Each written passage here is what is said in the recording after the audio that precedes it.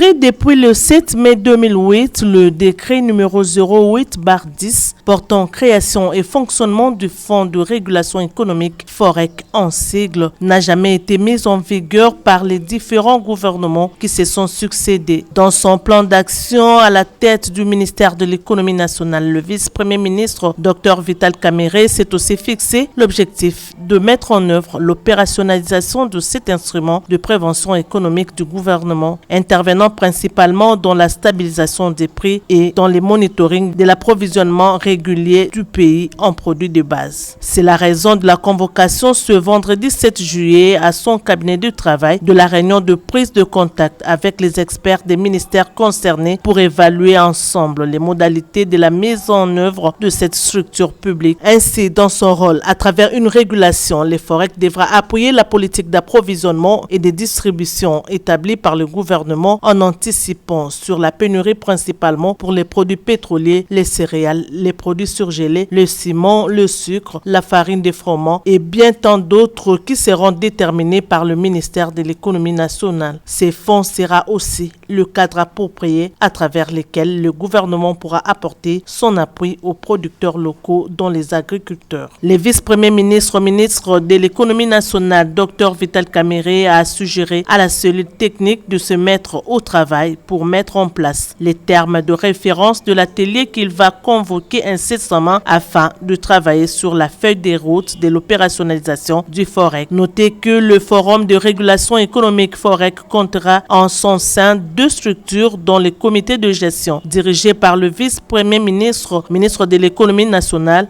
les membres, les ministres des Finances, les ministres d'État au budget, le ministre de l'Industrie, le ministre des Transports et Voies de Communication, le ministre des Hydrocarbures, les ministres de l'Agriculture, le ministre près les premiers ministres, ainsi que le gouverneur de la Banque centrale et l'administrateur délégué général des réserves stratégiques. Ce comité de gestion sera assisté par une cellule technique de suivi composée des experts des ministères concernés ainsi que ceux de la primature.